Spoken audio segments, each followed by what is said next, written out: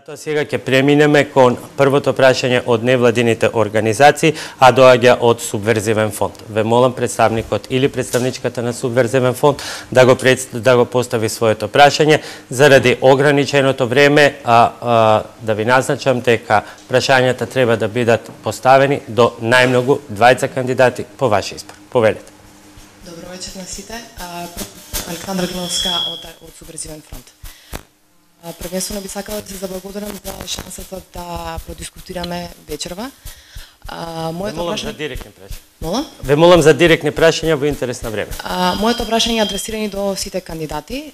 Тоа се однесува на унапредувањето на правата на маргинализираните заедници, вклучувајќи ги припадниците на ЛГБТИ заедницата, како и родовата еднаквост, тоест правата на жените. Дали имате стратегија како да ги максимално, ефикасно и правилно ги искористувате ИПА фондовите овозможени од Европската унија во областа на фундаменталните човекови права, како и демократизацијата? Благодарам, бидејќи прашањето е до сите кандидати, времето го кратиме на по 45 секунди и е поврзано со родовата еднаквост, па одиме со госпоѓа Џонс прва. Сега не знам колку локалната самоуправа, тоа е повеќе прашање на државна стратегија, користење и на странски фондови за овие и исто така во ред, знам дека е тоа современо ставање на сите овие категории во една иста група, меѓутоа тие бараат поинаков пристап, што се однесува до ЛГБТ и заедницата. Ние во статутот на нашата партија имаме прво и основно што би требало државата да направи е да ги внесе во уставот дека нема да бидат дискриминирани. Ако го немаме тоа, зашто друго да зборуваме? А и сме сведоци дека и во стварноста е така. Секогаш кога имало, а не беше порано.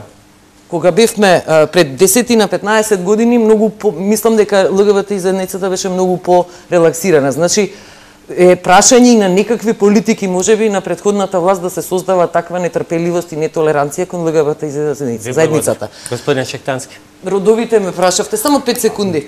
Апсолутно. Мислам, ние немаме ни унија на жени, ние сосема подеднакво ги третираме жените и мажите и исто и со нашите листи и со нашите политики понатаму. Ви благодарам, господин Шектански, 45 секунди Многу за добро одговор. прашање.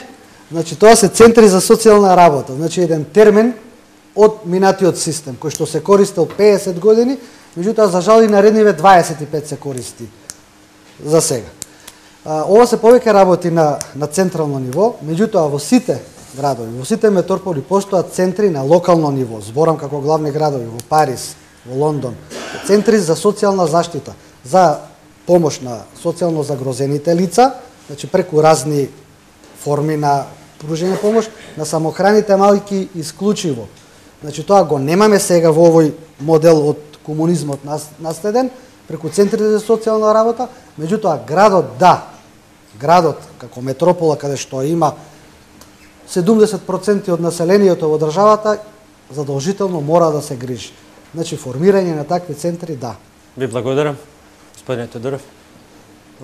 За оваа категорија на граѓани исто ние како партија би се заложиле да тие не бидат дискриминирани и соодветно согласно социјалната политика на ниво на република тоа да се реши и на локално ниво, особено во градот Скопје, да речем да биде пример на тоа решавање толку. Господин Шилегов, поведете. Градската администрација што ќе предводам нема да биде автоцентрична во донесењето на одлуките. Во донесењето на одлуките на маргинализираните групи или групата на лица со посебни потреби, активно учество при решавањето на проблемите ќе земат и самите здруженија кои што ги застапуваат интересите на таа група на граѓани.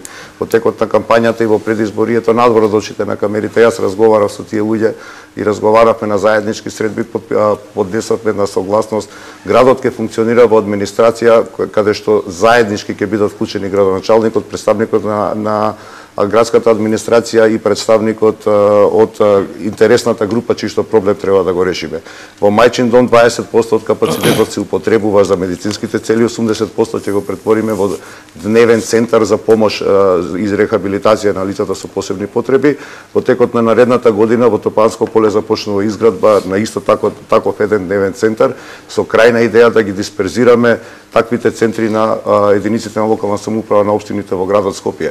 Во училиштата внесуваме лични асистенти на лицата со посебни потреби, да ги вработиме и дефектолозите, да ги помогнеме лицата во едукативниот центар. Градот Скопје има средни училишта 22, ниту едно од нив не е достапно.